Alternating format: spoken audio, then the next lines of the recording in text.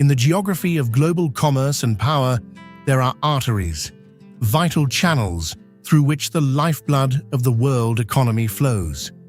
Few are more critical, more strategic, or more intensely watched than this narrow ribbon of water. This is the Strait of Hormuz. It is a passage that separates the Persian Gulf from the open ocean, a slender gateway linking the energy-rich heart of the Middle East to the far corners of the globe. Through this strait, a significant portion of the world's oil supply makes its daily journey, transforming this waterway into a constant focal point of international attention, a place whose name is synonymous with geopolitical significance and immense economic stakes. From the satellite's perspective, it is a choke point on a map, a line of immense strategic value, a potential flashpoint in a volatile world. Its currents are measured in barrels per day, its importance calculated in global market fluctuations. But to look closer, to descend from the heights of global politics to the sun-drenched shores that line this waterway, is to discover an entirely different reality, one that operates on a human scale. Here, nestled in the coves of Iran's southern coastline and the dramatic fjords of Oman's Musandam Peninsula, life moves to a different, more ancient rhythm. It is a world of small fishing villages, of resilient island communities, and of people whose connection to this sea is measured not in barrels of oil, but in generations of shared history and sustenance. This is a story not of conflict or commerce, but of quiet persistence and profound adaptation. It is the story of the people who live their daily lives in the shadow of the world's most important waterway. The story of life around the Strait of Hormuz.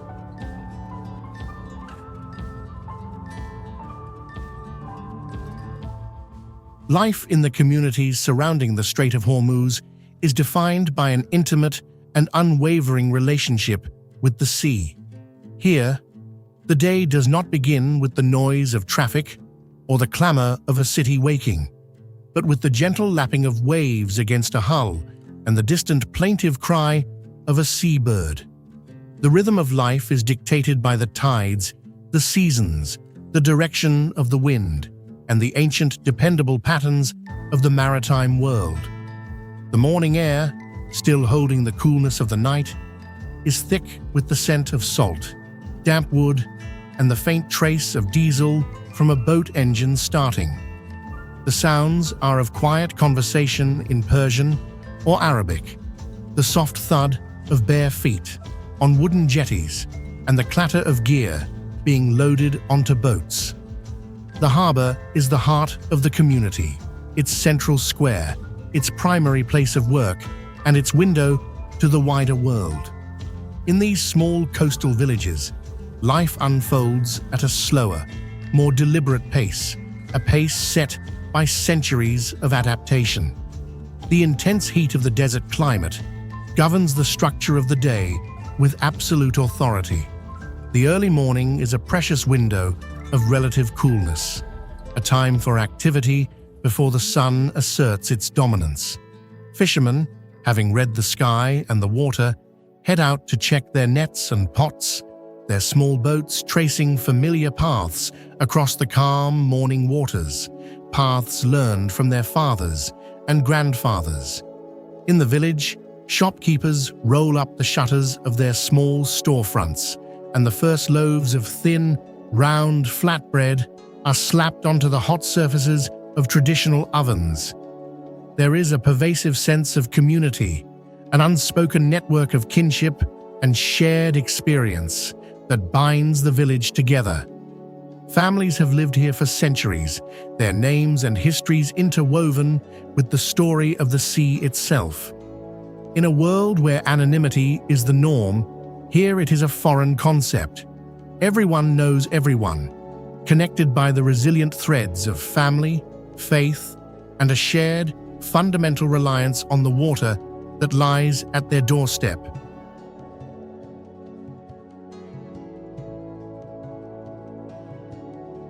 Daily life is anchored in the bedrock of community and family. In the small towns that cling to the coastline, from the fjord-like inlets of the Musandam Peninsula in Oman to the coastal plains of southern Iran, life revolves around time-honored routines that reinforce social bonds. The return of the fishing boats is a central event of the day, a moment of anticipation and activity. The catch is not just a commodity, it is the sustenance of the community, the tangible result of a day's hard work and the sea's capricious generosity. The waterfront transforms into a lively hub of commerce and social interaction, a place where news is exchanged, stories are told, and the bonds of the community are reaffirmed with every transaction. The family unit is the undisputed cornerstone of society. Homes are often simple, practical structures, designed with ancient wisdom to provide refuge from the intense, penetrating heat. Thick walls of mud brick or concrete, small windows, and shaded courtyards create cool, private sanctuaries from the glare of the sun. It is here, within these private spaces, that the core of social life takes place. The concept of hospitality is deeply ingrained in both the Persian and Arab cultures that meet and mingle in this region. A guest, whether a neighbor or a stranger, is always welcomed with an offer of hot, sweet tea, a gesture of respect and generosity that is central to the local identity and a source of immense pride.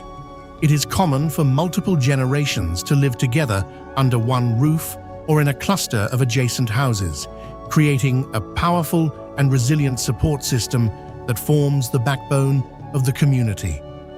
Children grow up surrounded by a wide circle of relatives, grandparents, aunts, uncles, and cousins, instilling a profound sense of security and belonging. This inherent closeness fosters a powerful sense of collective responsibility. When a task is too large for one family, mending a large, expensive fishing net, repairing a boat damaged in a storm, or preparing the elaborate feasts for a wedding, the community comes together without question or hesitation. It is an unspoken understanding, a social contract forged over centuries that survival and prosperity are shared endeavors.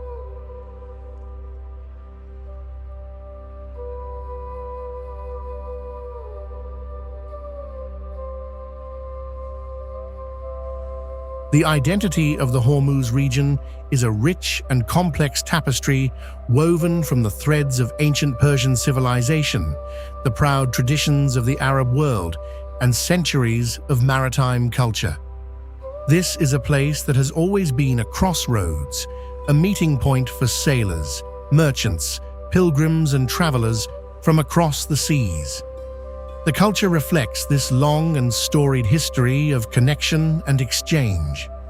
The languages spoken, the soft poetic cadence of Persian on the northern coast, the guttural rhythms of Arabic on the southern, are infused with words and phrases borrowed from sailors and traders from as far away as India and East Africa.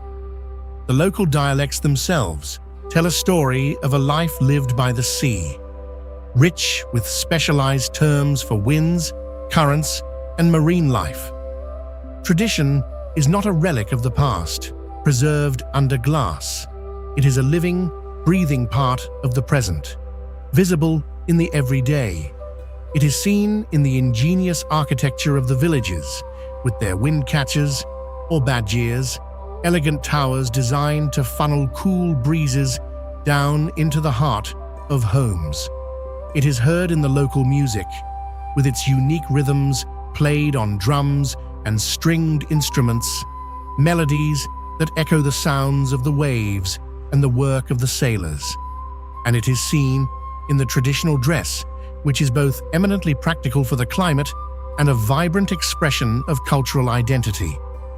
On the Iranian coast, the colorful, ornate dresses and the distinctive metallic or embroidered face coverings of the Bandari women speak to a unique local heritage, a statement of identity and beauty. On the Omani side, the pristine white dishdasha of the men and the elegant flowing abayas of the women reflect the customs of the Arabian Peninsula, a symbol of dignity and tradition. Religion is a central, unwavering pillar of life, with the 5 daily calls to prayer providing a spiritual framework and a temporal rhythm for the community. The mosque is not only a place of worship, but also a center for social gathering, education, and quiet contemplation. This shared faith, whether Shia or Sunni Islam, reinforces the deep-seated values of family, community, charity, and hospitality that define the region's character. Above all, the identity of the people is inextricably tied to the sea.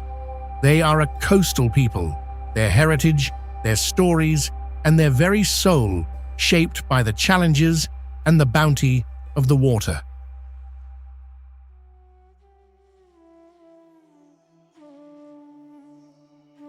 The economy of the Strait of Hormuz is a study in profound contrasts, a tale of 2 worlds operating in parallel. For the local communities, the sea is their farm, their employer, and their livelihood. Fishing, in its many forms, is the undisputed backbone of the traditional economy. Generations of fishermen have learned to read the waters with an intimacy that no chart can capture, to understand the seasons, the lunar cycles, and the subtle signs that predict the movement of fish. They use methods passed down through the centuries: hand lines, cast nets, and large stone fish traps known as hadra, alongside modern tools like GPS and sonar.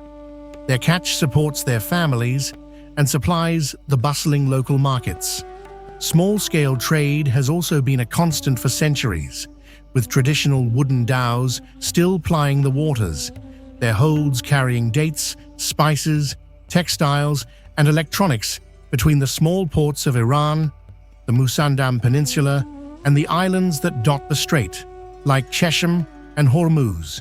Yet, just a few miles from their ancestral fishing grounds, one of the world's most significant economic dramas unfolds daily, silently and ceaselessly. The deep-water channel of the strait is a superhighway for global energy and commerce. The site of colossal oil tankers, liquefied natural gas carriers, and container ships is a constant familiar feature of the horizon, as common as the clouds. These vessels are a powerful visual reminder of the region's global importance, yet they exist in a world entirely apart from the local communities. The immense wealth they carry rarely touches these small villages directly. The work they provide is often in the larger, more industrial ports, like Bandar Abbas, drawing some of the younger generation away from traditional livelihoods towards jobs as port workers or merchant marines. This creates a unique economic duality: a local subsistence economy based on ancient practices and intimate knowledge, operating in the shadow of a global high-stakes industry driven by forces far beyond their control. It is a daily reminder of the 2 starkly different realities that coexist in this narrow, vital waterway.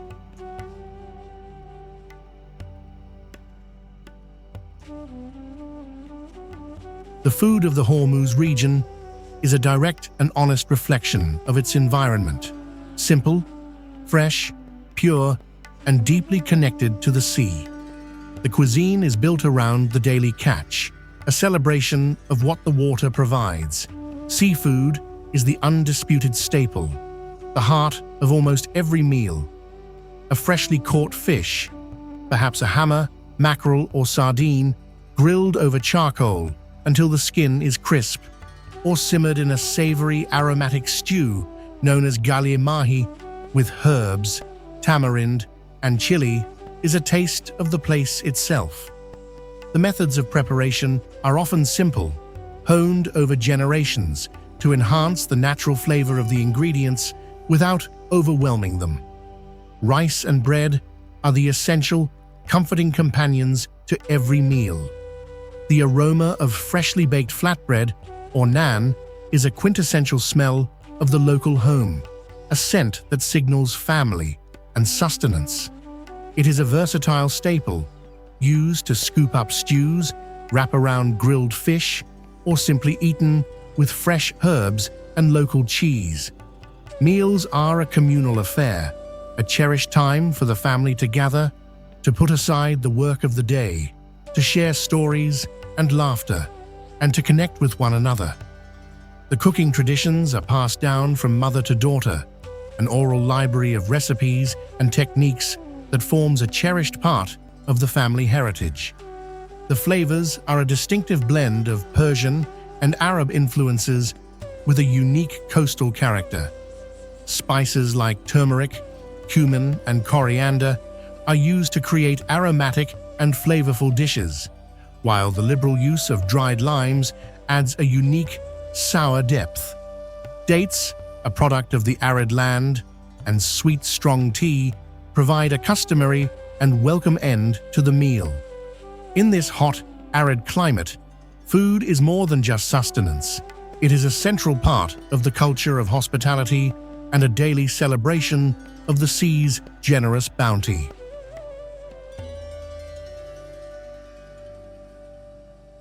To truly understand life here is to understand the overwhelming power of the natural environment. The landscape is a place of stark, dramatic, and often brutal beauty, a world where the desert meets the sea. There are no lush green fields or gentle rolling hills here. The coastline is rugged and arid, a panorama of sun-baked rock, windswept sand, and salt-encrusted shores. The mountains that line the strait, particularly the dramatic fjord-like inlets or khors of the Musandam Peninsula, plunge directly into the water, creating a breathtaking and formidable landscape that has sheltered sailors for millennia. The air is dry, and the sun is a relentless, powerful presence for most of the year, bleaching the color from the land and demanding respect. This environment does not just shape the landscape, it shapes the people, their culture, and their character. To live here is to learn resilience, patience, and a deep, instinctual respect for the limits of nature. Life is lived in a constant, unspoken negotiation with the climate. The rhythm of the day is a direct response to the sun's arc across the sky. Work is done in the cooler hours of the morning and late afternoon. The midday, when the sun is at its most ferocious, is a time for rest, for seeking shelter in the cool, thick-walled interiors of a home or the deep shade of a narrow alleyway. The sea is a constant source of relief, a vast expanse of blue that offers a visual and psychological escape from the heat and austerity of the land. The people have a profound, unspoken connection to this harsh but beautiful environment. It is the only world they have ever known, a landscape that has forged their character and defined their way of life for millennia.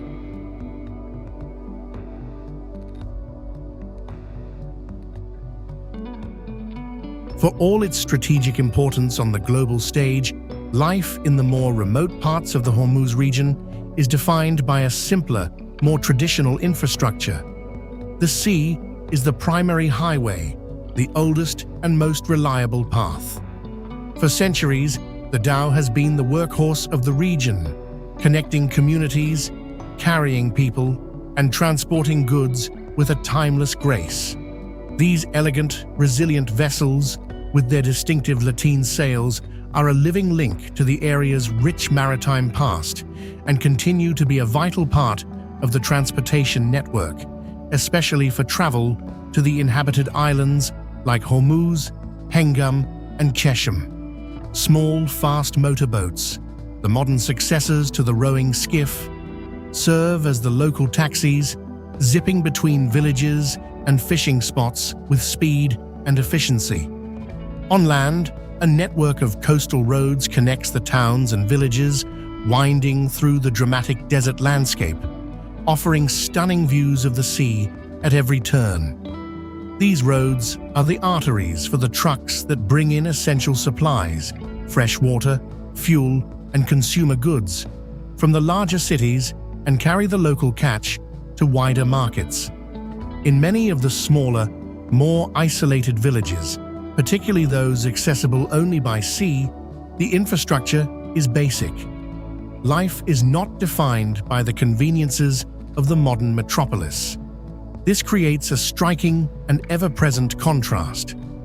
It is entirely possible to live in a quiet, traditional village where the main mode of transport is a small boat, and the loudest sound is the call to prayer, while watching some of the world's most technologically advanced ships pass by just offshore. This juxtaposition of the simple and the complex, the local and the global, is a defining feature of daily life in the Strait.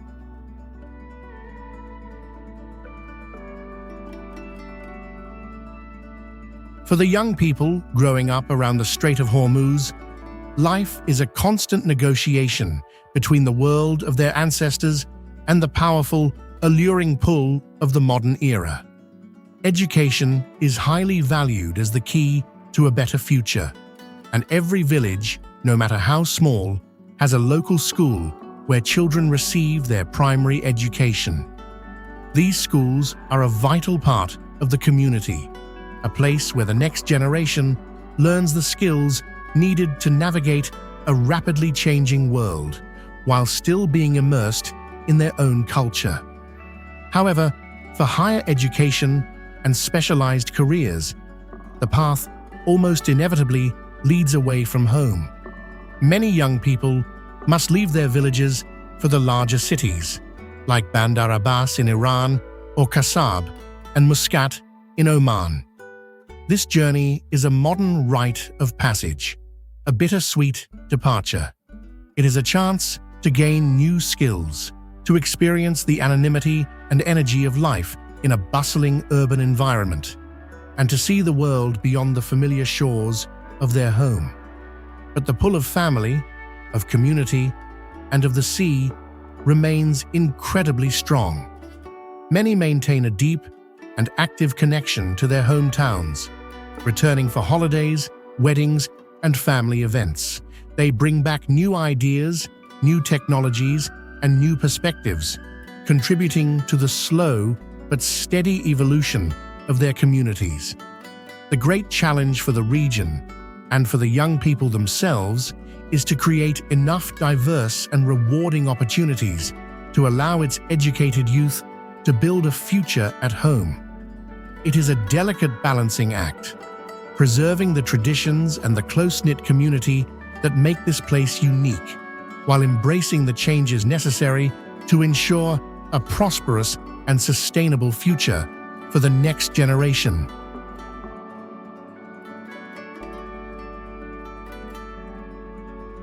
The rhythm of day and night around the Strait of Hormuz is a study in stark and beautiful contrasts, a rhythm dictated entirely by the sun. The long, intensely hot days are a time for work and necessity, for enduring the heat. The energy is focused and practical. The harbors are busy in the early morning. The fishermen are at sea, and the daily tasks of life are attended to with an efficiency born of habit. As the sun climbs higher, activity slows to a crawl, and the villages fall into a quiet, heat-induced slumber during the peak hours of the afternoon. The streets are often empty, the silence broken only by the hum of an air conditioner or the distant, unchanging sound of the sea. As evening descends, a profound and welcome shift occurs. The oppressive heat of the day gives way to a gentle, welcome coolness carried on the sea breeze. The land and its people breathe a collective sigh of relief, and life moves outdoors. This is the time for community and family, for social connection. Neighbors gather outside their homes, sitting on woven mats, drinking tea and sharing the day's news and conversation. Children, released from their indoor confinement, play in the streets and along the waterfront, their laughter filling the evening air. The waterfront comes alive again, not with the labor of the morning, but with people strolling, enjoying the cool air and the view of the sea. The nights are quiet and deeply peaceful. The sky, free from the light pollution of major cities, is a breathtaking canopy of brilliant stars. It is in this shared, nightly calm that the bonds of the community are strengthened and restored, a time for rest and connection before the sun rises to begin the cycle anew. Life in this beautiful and strategic corner of the world is not without its significant and persistent challenges. The climate is one of the most extreme on Earth. The relentless summer heat, which can become dangerous, and the scarcity of fresh water are constant fundamental struggles that shape every aspect of life. The landscape, for all its stark beauty, is unforgiving, with limited arable land for agriculture. This makes the communities almost entirely dependent on the sea, and the health of the fish stocks, threatened by overfishing and environmental changes, is a constant and growing concern. The economy is often precarious, resting on this fragile natural resource. The fishermen and small traders are vulnerable to fluctuations in catch sizes, rising fuel costs, and market prices determined far away. There is also the ever-present, inescapable reality of the region's geopolitical importance. The tensions that play out on the international stage are felt here, even if indirectly. The presence of naval patrols from various nations and the knowledge that this waterway is a potential flashpoint are a quiet, underlying part of life. The challenge for the people here is to navigate these immense pressures while maintaining the peaceful, traditional way of life that has sustained their communities for centuries. It requires a unique form of resilience, a quiet strength born from generations of living in a place of both immense beauty and profound underlying complexity.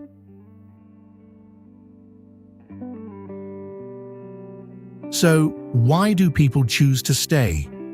In a world that offers seemingly limitless options, what is the anchor that holds them to this demanding and often difficult place?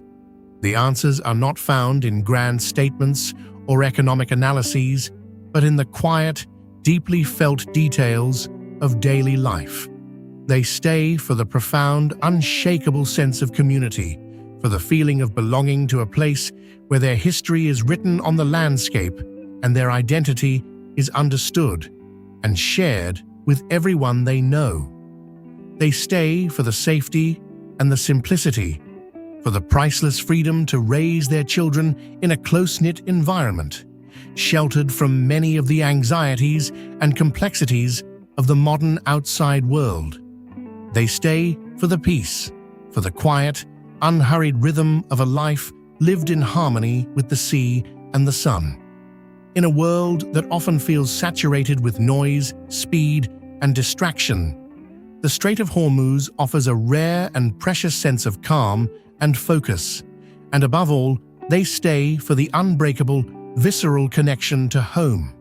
It is a connection to the water that has fed their ancestors for 1,000 years, to the traditions that give their lives meaning and structure, and to the families that are their foundation and their future. It is the feeling of having roots that run deep into the sun-scorched earth, roots that are nourished and sustained by the salt of the sea.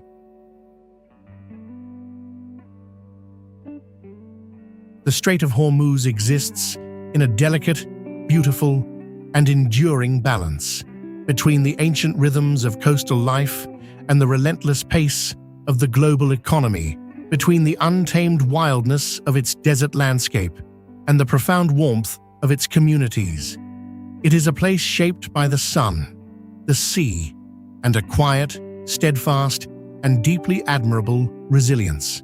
Here, life is not measured by the passage of tankers or the headlines of the world, but in the steady, dependable turning of the tides, in the warmth of a shared cup of tea, in the comfort of family, and in the simple, profound beauty of the everyday. It is a living testament to the idea that even at the very heart of the world's most critical affairs, there is still a place and a deep human need for a quiet life.